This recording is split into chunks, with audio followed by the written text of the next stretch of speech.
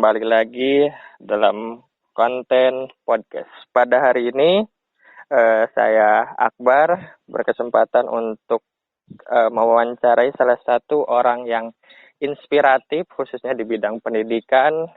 Beliau adalah guru juga, guru di sekolah dasar, tepatnya di Sebatik. Namanya, oke kita kepo dulu bentar, namanya adalah Bu Hikmah Wahyuni Nasution SPD.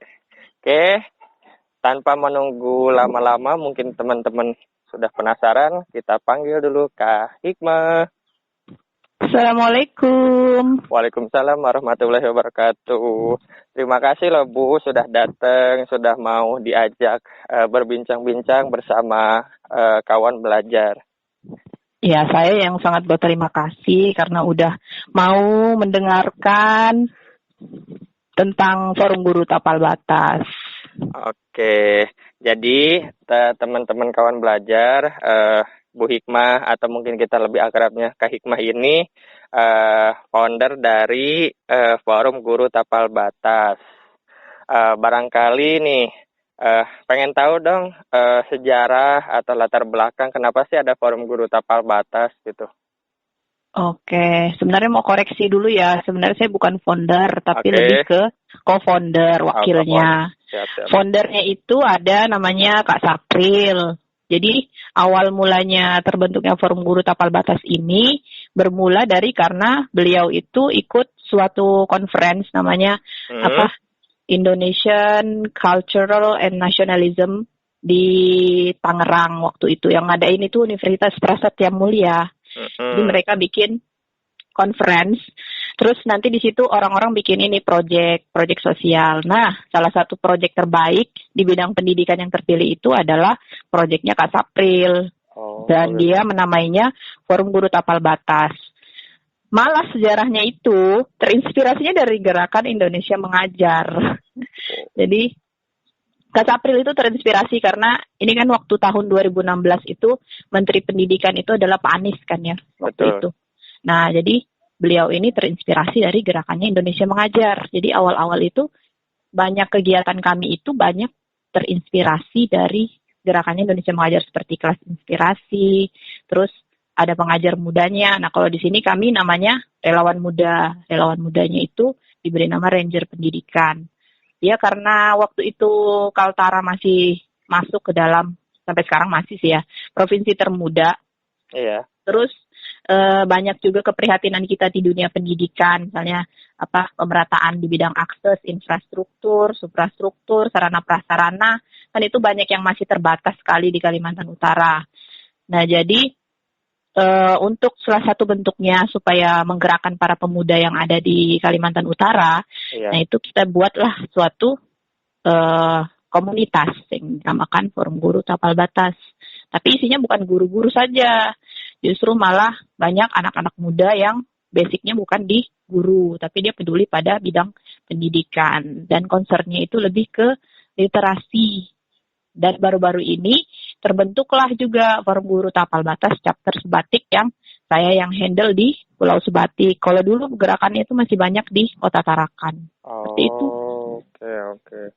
Berarti inisiasi awalnya itu tahun 2016, terus lebih bergeraknya dulu di Tarakan. Ya. Oke. Berarti dan sekarang Ibu Kak Hikmah sendiri yang pegang di Sebatik. Oke. Kalau boleh tahu nih, kan maksudnya kakak kan di Sebatik nih, fokusnya tadi di literasi kan ya. Nah, selama kakak memegang chapter Sebatik ini, apa aja sih Kak yang sudah dilakukan gitu Forum Guru Tapal Batas di Sebatik? Iya, kita adopsi juga kegiatan-kegiatan selama di Tarakan karena pas juga udah setahun lah kan di Sebatik ini mengabdi. Jadi kita rencananya tetap mau ngadopsi kegiatan-kegiatan yang sudah kita laksanakan di Tarakan sambil disesuaikan dengan keadaan yang ada di Sebatik. Kalau di Tarakan itu kita udah buat untuk yang bidang literasinya itu namanya Forum Guru Tapal Batas Menyapa. Jadi itu FGTB Menyapa itu pergi ke sekolah-sekolah yang kita anggap masih kekurangan akses di bidang pembelajaran. Terus selain itu kita ada namanya Facebook, Pesta Buku. Pesta Buku ini Kalau di Tarakan kita adainnya di Taman Berlabuh, salah satu taman yang ada di pusat kotanya Tarakan lah. Nanti di situ kita melapak, terus ada dongeng, ada bacakan buku, ada juga orang bebas kalau mau membaca di situ. Biasanya kita setiap minggu sore. Nah, ketika di Sebatik itu juga saya adopsi. Iya. Saya adakan juga di sini, cuma kemarin kerjasama sama teman yang ada di salah satu desa Tanjung Aru. Nah, itu kepala desanya juga tertarik dengan kegiatan kami. Jadi di sana disediakan pondok khusus untuk kegiatan Facebook. Terus dibuatkan spanduk sama kepala desanya. Jadi alhamdulillah kepala desanya itu sangat mendukung. Nah, jadilah di sana kami Facebook juga setiap minggu sore juga. Jadi mirip-mirip kegiatannya seperti yang di Tarakan. Selain itu, kalau di Tarakan kita juga kalau ada sekolah yang mau kerjasama kan GLS ini Gerakan Literasi Sekolah juga masuk ke sekolah-sekolah. Nah, jadi kita ikut membantu, misalnya dia kebingungan, memang literasi itu seperti apa sih? Nah, jadi kita bantu, misalnya bikinkan pojok baca, terus program-program apa yang cocok untuk literasi, nah itu juga dilaksanakan. Kalau di Sebatik, saya menerapkannya di sekolah saya sendiri. Kan saya sebagai guru SD, jadi sekalian lah relawan dan guru, jadi satu. Oke.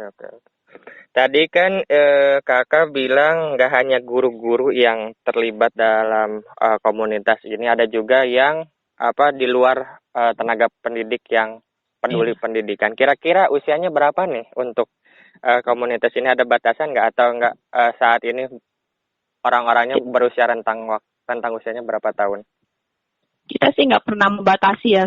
Siapapun yang memang merasa ingin bergabung sebagai relawan, silakan. Tapi kalau sejauh ini, kebanyakan yang bergabung tentu saja para pemuda. Karena kan kalau pemuda itu ya rentang usianya 17 sampai 30 lah kan. Kalau sesuai dengan ini. Nah, itu banyak yang bergabung itu mahasiswa. Kalau di Tarakan kebanyakan mahasiswa. Terus ada juga yang sudah kerja. Kebanyakan sih seperti itu pemuda-pemudanya. Di sini kalau di Sebatik, karena tidak ada universitas atau apa ya, karena mahasiswa masih sulit untuk dijangkau. Kebanyakan itu kemarin malah anak-anak SMA. Anak SMA sini. Terus ada juga yang guru-guru juga, guru-guru yang sebaya-sebaya lah, yang masih muda-muda tuh kan masih jiwa-jiwa kerelawanannya masih tinggi. Mungkin kalau yang sudah agak-agak dewasa atau sudah tua tuh kan prioritasnya sudah berbeda ya. Jadi mungkin masih kurang kalau misalnya ikut dalam bidang kerelawanan. Lebih gampang mengajak yang pemuda-pemudanya. Oke. Anak SMA sama guru-guru. Nah, hingga saat ini jumlah anggota mungkin ya Kak, atau disebutnya Ranger Pendidikan ya tadi. Ranger Pendidikan sekarang di Sebatik itu berapa orang Kak? Nah, karena ini masih belum ada open recruitment secara resmi kalau di Sebatik. Biasanya kita itu ada namanya kemah literasi untuk merekrut relawan-relawan. Nah, di Sebatik ini belum kita adakan secara resmi, karena ini kan masih dalam suasana COVID dan segala macam kan. Jadi masih relawan-relawan lepas itu sekitar 10-20 orang lah yang aktif kalau pas ada kegiatan. Apalagi kalau anak SMA kan, dia masih terbatas ya waktunya. Dia harus sekolah, dia harus bagaimana. Jadi kita nggak pernah memaksa mereka untuk aktif. Kalau misalnya ada waktu, silakan. Tapi paling aktifnya itu sekitar 5-10 orang. 5-10 orang. Oke. Terus penasaran kan tadi menyinggung juga kemah literasi. Kemah literasi ini kayak gimana ya Kak? Kalau untuk yang rekrutmen, jadi nanti di sana itu kita sambil mengenalkan forum guru-guru tapal batas ini apa sih, karena sempat banyak yang salah persepsi, dipikir itu kayak PGRI gitu kan, atau kayak IGI, Ikatan Guru gitu kan. Jadi kita sambil memberitahukan visi misi kita apa, tujuan kita dibentuk tuh seperti apa, kegiatannya bagaimana. Nah, di sana kita juga menanamkan ke para relawan tentang konsep-konsep literasi, jadi mereka supaya nggak buta-buta amat lah gitu kan kalau nanti udah mulai terjun. Sekitar 3 hari paling lama kegiatannya, atau 2 malam lah paling ini kemahnya. Nanti di sana kita datangkan pemateri-pemateri yang expert di bidangnya, di bidang kerelawanan, di bidang literasi. Nah, itu nanti sambil kita atau juga melatih mereka cara membacakan buku, kan kita paling sering tuh bacakan buku sama anak-anak, atau biasa disebut read aloud. Kayak gitu sih biasa kemah literasi. Kalau yang paling besarnya itu kemarin kita sudah ngadain kemah literasi yang skalanya nasional. Jadi kerjasama dengan pihak pemerintah provinsi. Jadi kita ngadain kemah literasi Kaltara. Itu yang paling besar yang pernah kita adain. Iya. Terus tantangan nih Kak, tantangan selama Kakak di komunitas ini sebelum COVID-19 apa nih Kak? Tantangannya pertama ya bagaimana kita supaya menjalin komunikasi ke stakeholder. Karena kita kan nggak bisa berjalan sendiri ya. Misalnya kalau kita secara independen sebagai komunitas itu, kita tetap butuh kerjasama dengan pihak itu pemerintah. Misalnya kayak kantor desa, terus pemerintah provinsi, pemerintah kota. Nah itu kadang mengalami hambatannya di situ sih. Kemudian ada juga masih kita kadang kekurangan relawan. Relawan tuh kan kita nggak bisa ya memaksa dia untuk tetap aktif selama kegiatan ini. Kadang ada kekurangan relawan, yaitu di bidang SDM-nya, sumber daya manusianya. Sama kalau misalnya kita mengadakan kegiatan FBTB menyapa itu ya berarti akses ke sekolah yang sulit itu juga menjadi salah satu tantangan. Dan kita juga harus mengembangkan program secara terus-menerus. Jadi nggak bisa itu terus yang dilaksanakan, harus disesuaikan dengan perkembangan zaman. Itu sih hambatan. Tapi hambatan itu kan hanya mindset kita aja. Justru itu menjadi sebuah tantangan yang harus kita tuntaskan. Itu Luar biasa sekali. Oke, kan sekarang nih kita kan udah berapa bulan ya menjalani WFH, terus juga 2 bulan kayaknya. 2 bulan ya, belajar di rumah, terus semuanya edisi rumah gitu, yang biasanya kita berkerumun, beraktivitas. Nah, kira-kira bagi komunitas Kakak sendiri, ada nggak sih dampak dari pandemi ini gitu bagi komunitas Kakak? Pastinya, karena kita kan biasa mengumpulkan anak-anak ya. Terakhir kegiatan kita aja tuh di Desa Aji Kuning Sebatik Tengah ini. Iya. Itu yang kegiatan terakhir kita mengumpulkan anak-anak ya sekitar 2 bulan yang lalu itu terakhir setelah keluar edaran untuk tidak boleh berkerumun dan segala macam. Jadi kita harus menyesuaikan benar-benar kegiatan-kegiatannya. Jadi sekarang lebih fokus ke bagaimana mengumpulkan donasi dan literasi berbasis COVID. Lebih itu sih. Untuk menghandle misalnya kalau sekarang kan banyak yang beredarnya kayak hoax, jadi lebih ke gerakannya ke literasi digital, bukan lagi literasi baca tulis. Oh begitu. Nah kan tadi Kakak menyinggung di poin pertama itu ada namanya donasi. Donasinya maksudnya gimana ya Kak? Kalau itu sih awalnya idenya karena saya di Sebatik. Terus punya teman juga di RSUD, jadi kepikiran kan ini kan makin lama makin bertambah nih yang positif dan segala macam. Komunikasilah ke IDI, Ikatan Dokter Indonesianya cabang Nunukan, nanyain gimana di sana APD dan segala macam gitu kan. Oh kalau masih butuh bantuan nggak? Kami bilang kan kayak gitu. Boleh kalau misalnya mau ini. Jadi kami atas nama Forum Guru Tapal Batas itu open donasi. Jadi kita buka donasi untuk para tenaga medis yang ada di Nunukan. Begitu. Berarti ini udah berjalan atau bagaimana Kak? Nah, untuk yang prosesnya kemarin setelah open donasi terkumpul sekitar 2.100.000. Nah, itu kan kita kumpulin dan itu untuk yang tahap pertama. Tahap pertamanya kita belikan alat pelindung diri berupa baju hazmat. Itu dapatnya kemarin sekitar 20 karena harganya juga lumayan ya. Jadi dapatnya nggak begitu banyak. Tapi setidaknya sebagai bentuk inilah kan kita berpartisipasi untuk apresiasi kepada tenaga medis yang ada di Nunukan. Nah, itu udah diserahkan ke IDI Nunukan. Oke. Wah, luar biasa sekali ya kontribusi dari komunitas yang Kakak pegang ini. Terus yang kedua tadi ada literasi digital yang mungkin kita pun juga memaklumi gitu dengan adanya pandemi yang seperti ini, banyak sekali orang yang mudah sekali termakan dengan berita-berita yang kebenarannya belum terbukti gitu. Nah, kira-kira nih pengalaman Kakak selama literasi digital ini bagaimana Kak? Oh iya, benar banget itu. Jadi kalau saya pribadi sih sebagai guru biasanya sering menghimbau murid-murid untuk kadang kalau mereka share yang hoax-hoax itu diperhatikan lagi sumbernya, terus dicek-cek lagi benar atau enggak. Nah, itu kita belajar supaya mereka lebih ini aware kalau misalnya dapat berita-berita itu tidak langsung disebarkan, tapi di cross check lagi, saring sebelum sharing lah kan. Nah terus kalau untuk anu tuh ada juga tuh yang relawan yang ada di Tanjung Aru itu dia bikin ini lekor namanya literasi corona. Jadi dia bikin kayak semacam mading sih, tapi dia bukan bentuknya digital karena untuk warga-warga sekitar situ kan. Karena masih banyak juga tuh warga-warga yang masih berkerumun, misalnya kayak yang kalau di daerah Tanjung Aru itu kan banyak kan ini mereka rumput laut. Iya. Nah itu masih susah dikasih tahu. Jadi solusinya dibikinkan mading, di situ nanti mencakup informasi-informasi tentang corona, misalnya berapa yang udah positif di Sebatik, terus bagaimana cara mencegahnya, seperti itu. Itu juga kerjasama dengan kantor desa sekitar situ. Itu sih gerakannya yang saat ini. Luar biasa sekali. Saya jadi takjub nih. Apalagi ya,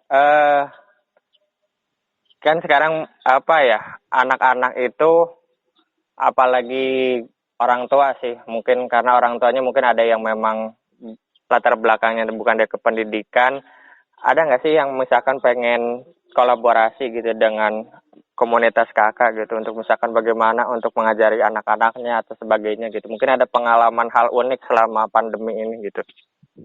Kalau untuk kolaborasi dengan orang tua sejauh ini belum ada sih. Belum ada yang memang benar-benar ngajakin atau gimana, enggak. Kita sendiri yang inisiatif aja untuk merangkul, mudah-mudahan dengan begitu timbul kesadaran dari masyarakat. Karena pandemi ini kan memang tanggung jawab kita semua ya dari segala lini untuk membantu mereka untuk memahamkan kepada mereka. Jadi enggak melulu harus pemerintah yang memahamkan. Jadi kalau misalnya dari kitanya bergeraknya, kalau saya sebagai guru ya berarti saya memahamkan ke orang tua satu persatu, misalnya dengan mendatangi rumahnya sambil nanyain kabarnya bagaimana, udah berjemur apa belum, udah cuci tangan atau belum, kalau jalan pakai masker, kayak gitu sih yang biasa yang sering kita himbau. Kalau untuk kerjasama yang lain belum ada. Oke. Tapi sejauh ini dari pihak orang tuanya proaktif nggak sih Kak dalam maksudnya himbauan-himbauan tersebut, atau tidak dihiraukan gitu? Alhamdulillah kalau yang orang tua tuh seneng sih kalau misalnya kita perhatikan kan, berarti nih gurunya nih benar-benar care lah gitu sama anak-anaknya. Jadi mereka juga sadar diri. Saya kayak di rumahnya udah disediain tempat cuci tangan, terus kalau jalan pakai masker. Tapi kalau misalnya kita kan nggak bisa memantau 24 jam ya, nggak tahu gimana mereka benar-benar melaksanakan atau enggak. Tapi kalau misalnya tanya-tanya langsung sih, mereka responnya bagus aja. Nggak ada yang, ngapain sih kita begitu, corona aja takut gitu, takut sama Allah gitu. Nggak ada sih yang sampai begitu. Okay. Alhamdulillah bagus aja responnya, kalau dikasih tahu tuh pada nurut. Nggak tahu ya kalau pelaksanaannya kan kita nggak bisa mantau 24 jam. Mudah-mudahan juga seperti itu. Alhamdulillah berarti sejauh ini responnya masih positif ya, nggak ada yang maksudnya penolakan ataupun hal-hal negatif lainnya ya? Nah yang dapat penolakan tuh justru teman saya, kalau saya sih enggak ya. Teman saya yang relawan yang di sekitar itu, pantai itu kan. Nah dia dapat penolakannya itu malah sampai kantor desanya turun tangan pun warganya masih tetap nggak mau jaga jarak gitu kan. Karena mereka suka bikin, kalau di sini kan namanya mabetang tuh ya, yang rumput laut itu. Rumput lautnya itu mereka kumpul-kumpul di satu tempat gitu kan, dan itu jaraknya berdekatan, padahal dimintakan supaya jaga jarak. Mereka pikir itu dilarang untuk melakukan aktivitas itu, padahal sebenarnya tidak dilarang, cuma supaya jaga jarak, misalnya di rumahnya masing-masing. Nah itu sampai kemarin ada sempat ada penolakan, tapi mudah-mudahan udah mulai berkurang atau gimana kan, tapi tetap mereka terus menghimbau supaya masyarakat tetap jaga jarak, pakai masker, cuci tangan, karena itu memang satu-satunya cara kita saat ini untuk mencegah ini pandemi. Iya betul. Oke. Kira-kira nih Kak, apa harapan Kakak pribadi gitu, maksudnya selaku guru juga relawan di sebagai co-founder di komunitas ini gitu terhadap pendidikan di Nunukan, dan juga harapan Kakak ketika misalkan corona ini telah berakhir? Harapannya banyak sih ya. Pertama mudah-mudahan siswa, orang tua, guru, masyarakat tuh bisa beradaptasi karena kita nggak tahu ya sampai kapan COVID ini. Bisa jadi mungkin diperpanjang atau bagaimana. Sejauh ini kan semua kegiatan diperpanjang, liburnya tidak boleh sekolah. Jadi kita harus mulai belajar beradaptasi terhadap kehidupan yang baru ini. Misalnya cara belajarnya harus online, cara belajarnya harus di rumah. Nah itu kadang timbul kejenuhan. Jadi harapannya mudah-mudahan tetap bisa menjaga semangat, menjaga diri untuk tetap normal meskipun harus di rumah aja. Apalagi kalau yang sering keluar-keluar gitu kan udah skill nongkrongnya udah mulai berkurang. Nah jadi diharapkan mudah-mudahan tetap bisa bersabar. Dan kalau yang punya rezeki berlebih, ya mudah-mudahan bisa membantu tetangga. Setidaknya tetangga dekat dulu kita bantu atau warga sekitar.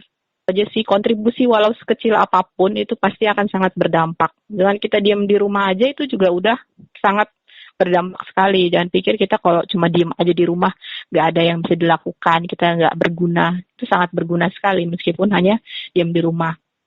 Terus kalau ini udah selesai sih, mudah-mudahan nanti kegiatan literasi bisa dilaksanakan lagi, bisa ngumpul sama anak-anak lagi, bisa bercerita lagi, bisa main-main lagi. Nah itu sih yang diharapkan. Karena kangen juga kan kumpul-kumpul sama anak-anak. Siap. Kangen ya, kangen ya Kak, berarti bukan rindu. Kalau rindu kan berat. Ya rindu berat, kangen aja. Oke. Terima kasih Kak Hikmah sudah mau menjelaskan tentang komunitasnya, juga tentang kontribusinya selama ini khususnya kepedulian terhadap di saat-saat COVID-19 ini. Semoga Kak Hikmah sehat selalu. Terima kasih juga sudah menyempatkan waktu luangnya untuk mau diajak mengobrol gitu. Semoga kawan-kawan belajar mendapatkan inspirasi nih dari Kak Hikmah gitu. Beliau masih muda, energik dan juga terus menginspirasi. Semoga teman-teman kawan belajar terus bisa belajar dari siapapun dan bisa mengimplementasikan harapan-harapan tadi dari Kak Hikmah sampaikan tadi. Amin. Mohon maaf terima kasih juga. Kembali juga ya. Ya, mohon maaf juga ini selama berbincang saya banyak kekurangan, banyak kehilapan. Maklum berbicara dengan orang hebat saya jadi gemeteran. Saya biasa aja kok, manusia biasa yang tak luput dari dosa. Nanti maaf-maafan ya kalau sudah lebaran ya. Siap. Oke, terima kasih ya Kak Hikmah. Saya akhiri, saya tutup. Wassalamualaikum warahmatullahi wabarakatuh. Warahmatullahi